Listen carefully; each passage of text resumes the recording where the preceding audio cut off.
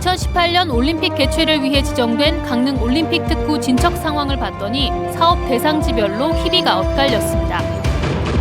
강원도가 한 해 예산안을 짜면서 도의원 지역구 챙기기용 예산 300억 원가량을 따로 관리해 타당성 문제가 제기되고 있습니다. 화물연대 파업이 2주째 이어지면서 일부 노조원들이 현업에 복귀했습니다. 민주노총 강원본부는 정부의 강경 조치에 항의 집회를 열었습니다. 낡은 군청사를 새로 짓기 위한 정선군의 기본 계획이 연말에 마무리됩니다. 속초시도 시청사 신축을 위한 공론화에 나섭니다. 안녕하십니까. 뉴스데스크 강원입니다. 2018년 평창 겨울올림픽 개최에 맞춰 지정된 강릉 올림픽 특구에 추가로 대규모 숙박시설 건설이 추진되고 있습니다. 문화올림픽 특구는 3곳에서 추가 사업이 진행 중이고 로하스 휴양특구의 차이나 드림시티는 진척을 보이지 않고 있습니다. 이용 기자가 보도합니다. 대규모 숙박시설 조성을 골자로 하는 강릉 문화올림픽 종합특구. 2018년 겨울올림픽을 앞두고 숙박시설들이 들어선 이후 현재 3곳에서 나머지 숙박시설 조성 사업이 추진 중입니다. 가장 속도를 내는 곳은 올해 상반기 착공에 들어간 강릉시 송정동입니다. 사업자가 변경된 후 시설 규모와 사업비가 당초 계획보다 확대된 가운데 2025년 준공을 목표로 천여실의 호텔과 생활형 숙박시설 공사가 한창입니다. 경포와 사근진 해수욕장 사이에는 500여 실 규모의 숙박시설과 부대시설을 짓는 올림픽 카운티 조성 사업이 추진되고 있습니다. 사업자가 실시계획 승인을 신청한 상태로 최근 사업 규모를 확대하는 내용이 고시됐고 토지 보상 절차가 이루어질 예정입니다. 경포대 초등학교 인근에는 250실 규모의 5성급 호텔 건립이 추진되고 있는데 사업자가 강원도의 특구 사업자 지정을 신청했습니다. 강릉시는 남아있는 특구 숙박시설 건설 공사가 마무리되면 2026년 ITS 세계 총회의 손님 맞이에 도움이 될 것으로 기대하고 있습니다. 현재 진행하고 있는 사업들 같은 경우에는 ITS 총회도 있고 부직한 구제대회들이 있을 예정이니까 그 전에 좀 준공이나 이런 게 돼서 활용할 수 있도록 좀 노력을 할 생각이고요. 한편 또 다른 올림픽 특구인 로하스 휴양 특구의 차이나 드림시티는 수년째 첫 삽을 뜨지 못하고 있습니다. 중국 자본을 유치해 복합 관광 리조트를 조성하고 외국인들의 국내 영주 자격이 부여되는 부동산 투자 이민제까지 계획했지만 실시계획 승인 등의 절차만 마친 뒤 진척이 없습니다. 당초 2021년 초 종료될 뻔했던 부동산 투자 이민제가 2024년까지 연장되면서 외국인 투자에 대한 기대 심리는 아직 남아있지만 속도가 붙지 않고 있습니다. MBC 뉴스 이용입니다. 강원도는 한 해 예산안을 세울 때 도의원들의 지역구 사업 예산, 이른바 의원 사업비를 부서별로 특별 관리합니다. 올해는 300억 원에 달하는데 예산 편성의 타당성이 결여됐다는 비판이 나오고 있습니다. 강화길 기자가 보도합니다. 2023년도 당초 예산 지역 현안 사업이라고 적혀 있습니다. 강원도 의원 이름과 소속 상임위, 지역구까지 기재되어 있습니다. 더 나아가 세부 사업명과 예산액이 기록되어 있습니다. 비고란에는 구체적인 사업 이름이 적혀 있습니다. 강원도는 해당 부서와 담당자까지 지정해 관리하고 있습니다. 이른바 강원도의 의원 사업비입니다. 마을 안길 포장과 농로 정비, 가드레일 공사 등 가지가지. 지역구의 민원성 사업 예산이 대부분입니다. 적게는 500만 원에서 많게는 5억 원에 달합니다. 교회 해당부서랑 협의 다 오케이 된 거만 대우만 주겠다 했어요. 1.5%도 어떻게 보면 지역 주민들이 요구하는 사람이 많아요. 또 민간단체의 사업 예산도 있습니다. 자율방범대, 자유총연맹, 새마을회 등 다양합니다. 의원 사업비는 강원도비로 시군비와 합쳐서 사업을 추진합니다. 그런데 일부 사업은 쓰지도 못하고 사라집니다. 시군과 협의 없이 사업을 끼워넣는 바람에 생기는 일입니다.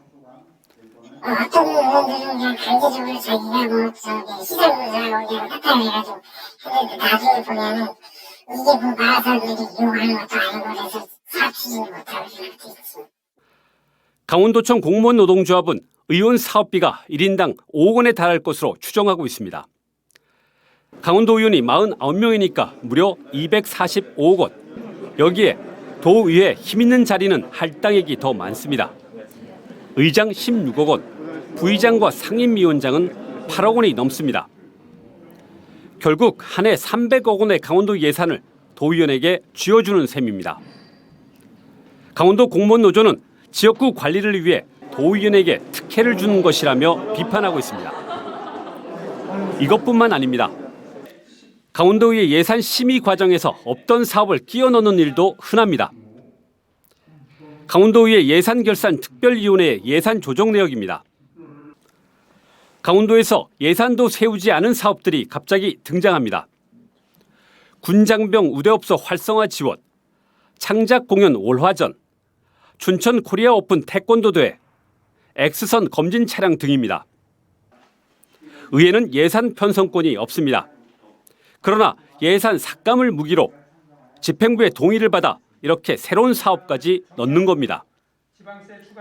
도의원들은 자치단체가 미처 챙기지 못한 주민 편익 사업들을 대신 반영하는 거라는 입장입니다. 의원들이 현장을 많이 돌아다니니까 의원들이 지역에서 그 지역의 주민들이 또 요구도 많이 하고 그러니까 그런 건 일정 부분 예산 편성해 주는 게 맞지 않냐. 혜택은 결국은 지역 주민들이 보는 거니까. 도의원들의 입김이 크게 자원은 의원 사업비, 공개 신청과 사업의 적정성 분석 등 합리적인 방식으로 예산 편성을 개선하는 것이 바람직해 보입니다. MBC 뉴스 강화길입니다. 화물연대 파업이 14일째 계속되고 있는 가운데 파업 인력들의 현업 복귀도 이어지고 있습니다. 시멘트업계와 경찰 등에 따르면 화물연대 소속 BCT 노조원들 상당수가 현업에 복귀해 시멘트 출하량은 평소 대비 98%로 정상 회복됐고 유조차 노조원도 일부 현업에 복귀해 도내 3곳의 저유소는 정상 가동 운영되고 있습니다. 하지만 오늘 오후 4시 기준 도내 주유소 13곳이 재고를 소진했으며 레미콘 업체 가동률은 78.8%, 공사 중지 건설 현장도 47곳으로 확인됐습니다. 화물연대 총파업이 2주째 이어지는 가운데 이게 파업이냐 운송 거부냐를 놓고 정부와 노동계가 팽팽하게 맞서고 있습니다. 지역 노동계는 업무 개시 명령과 공정위 조사의 형사처벌까지 정부의 강경 조치에 대해 항의 집회를 열었습니다. 황구성 기자입니다. 탄압을 중단하라! 국회 국토교통위원회 소속 국민의힘 박정아 국회의원의 원주 사무소 앞에 노동자들이 모였습니다. 보름 가까이 이어지고 있는 화물연대 총파업을 북한의 핵 위협에 빗대는 등 정부의 강경 조치에 항의하기 위해서입니다. 민주노총 강원본부는 기자회견을 통해 안전운임제 연장과 품목 확대를 촉구하는 화물 노동자의 외침에 정부가 검경과 공정거래위원회를 동원한 탄압으로 응답하고 있다고 비판했습니다. 생존의 위기에 몰린 노동자를 탄압해서 문제가 해결되는 것이 아니라 회견을 마친 노동자들이 박 의원 사무소에 항의 서한을 전달하려는 과정에서 이를 제지하는 경찰과 몸싸움도 벌어졌습니다. 이번 화물연대 파업의 최대 쟁점 중 하나는 화물 운수 종사자를 노동자로 볼 수 있느냐입니다. 정부는 화물 운수 종사자를 노동자가 아닌 개인 사업자로 규정, 이들이 파업이 아닌 집단 운송 거부를 하고 있다고 보고 있습니다. 반면 민노총과 화물연대는 화물 종사자는 노동자이고 파업 또한 정당한 권리라고 맞섭니다. 국토부조차도 우리가 개인 사업자인지 노동자인지 명확한 답변을 주지 않고 있습니다. 그 입맛에 맞게만 그렇게 적용하고 있는 겁니다. 현행 노동조합법상 직업의 종류를 떠나 임금과 급료, 이에 준하는 기타 수입을 받고 생활하는 자를 근로자라고 정의하고 있어 화주로부터 운송료를 받는 화물 종사자를 노동자로 보지 않는 건 부당하다는 지적도 있습니다. 근로기준법상 근로자의 어떤 사용조섭 관계 이렇게 판단할 게 아니고 그 규정을 가지고 판단을 해야 되는 건데 화물연대 이 노동자분들이 과연 노조법 2조에 있는 근로자 정의 개념에 벗어나냐 그렇게 보지 않는다라는 거. 정부의 해석대로 화물 종사자가 개인 사업자라면 영업을 못하겠다는 사업자에게 업무 개시 명령을 내리는 건 헌법이 금지한 강제 노동에 해당한다는 게 노동계의 상황 판단입니다. 민노총 강원본부는 정부 여당이 화물연대 탄압을 중단하지 않으면 원주 박정아 의원 사무실은 물론 국민의힘 의원들의 지역 사무실을 찾아 항의 투쟁을 벌일 계획입니다. MBC 뉴스 황구선입니다. 정선군이 낡고 오래돼 효율이 떨어지고 안전상의 위험이 높은 오래된 청사를 헐어내고 새 청사를 마련하기로 했습니다. 속초시도 이병선 시장의 공약인 새 청사 건립을 위해 위원회 구성을 준비하는 등 공론화 과정이 시작됐습니다. 홍한표 기자가 보도합니다. 지난 1972년 지어져 50년 넘게 사용하고 있는 정선군 청사. 건물이 비좁아 4개과 약 30개 부서가 인근 문화예술회관에서 새빵살이를 하고 있습니다. 청사 안전 진단 결과 위험하다는 D등급이 나와 보강공사를 벌인 적도 있습니다. 3년여의 숙고 끝에 지난해 5월 군정조정위원회가 지금의 청사와 군의회 건물을 헐어내고 그 자리에 새로 청사를 짓기로 결정했습니다. CC 설계가 마무리돼야 정확한 규모를 파악할 수 있지만 총 사업비 1,050억 원을 들여 본관은 6층, 군의회 건물은 3층 정도로 세워질 것으로 예상되고 있습니다.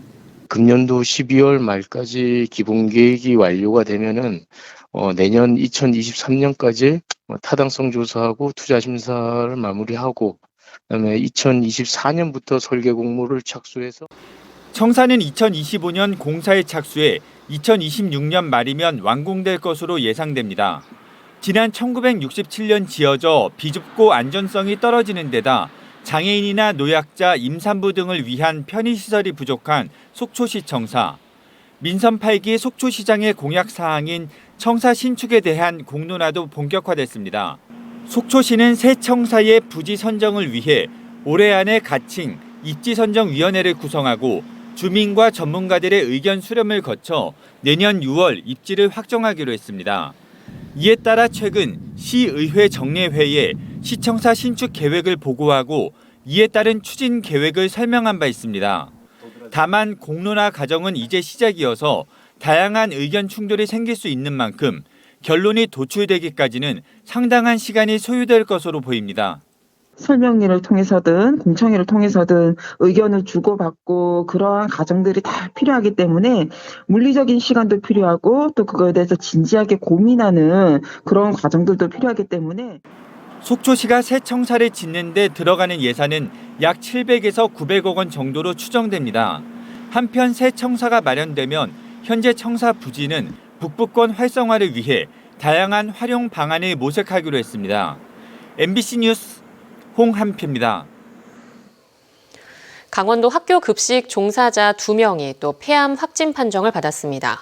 지난해 폐암으로 산업재해가 인정된 사례까지 총 4명으로 늘었는데요. 그런데 급식실 환경과의 인과성 입증이 쉽지 않은 가운데 강원도 교육청의 현황 점검도 이제 걸음마 단계입니다. 허주희 기자입니다. 열기로 달아오른 학교 급식실. 뜨거운 김으로 가득한 커다란 튀김솥 바로 앞에서 급식 종사자가 음식을 조리합니다. 많은 양의 음식을 한꺼번에 만들다 보니 재료를 섞을 때는 힘겨운 소리가 절로 납니다. 급식 종사자들은 근골격계 질환이나 화상, 고강도 노동에 대한 개선책을 계속 요구해 왔습니다. 그런데 폐암 질환자가 늘어나고 사망자까지 발생하자 올해만 2차례 파업에 나설 정도로 고충을 호소하고 있습니다. 실제로 강원도에서 폐암으로 산업재해가 처음으로 인정된 지난해, 폐암에 걸린 2명 가운데 1명이 올해 4월 숨졌습니다. 이런 가운데 올해 또 춘천과 태백에서 폐암 질환자가 나왔습니다. 1차 폐암 검진 때 폐암이 의심된 21명 가운데 현재까지 2차 검진을 통해 2명이 폐암 판정을 받았습니다. 하시도 교육청이 앞다투어 제출하고 있는 환기시설 개선 추진 계획은 아직 마련하지 않고 있다. 이런 상황에서 전담 대체 인력까지 부족해 제대로 쉴 수 없는 것도 문제입니다. 이번 기자회견장에도 급식 종사자 1명이 참여할 예정이었지만 대체 인력이 없어 나오지 못했다고 노조 측은 주장했습니다. 급식 종사자들은 환기시설 개선을 비롯한 종합 대책을 촉구하고 있지만 아직 급식실 전수조차 이뤄지지 않았습니다. 올해 점검이 진행 중인 곳도 급식실을 갖춘 전체 학교와 기관의 20%도 채 되지 않습니다. 워낙 큰 돈을 집행하면서 그냥 했다가 그게 오히려 방해가 되고 이렇게 하면 문제가 되니까 타당성에 대한 이제 그 용역을 진행을 내년에 이제 하려고 해요. 강원도교육청은 대체 인력을 18명 더 늘리고 내년에 7억 원의 예산을 편성해 모든 급식실을 점검하겠다고 밝혔지만 종합대책이 나오기까지는 상당한 시일이 걸릴 것으로 예상됩니다. MBC 뉴스 허주입니다.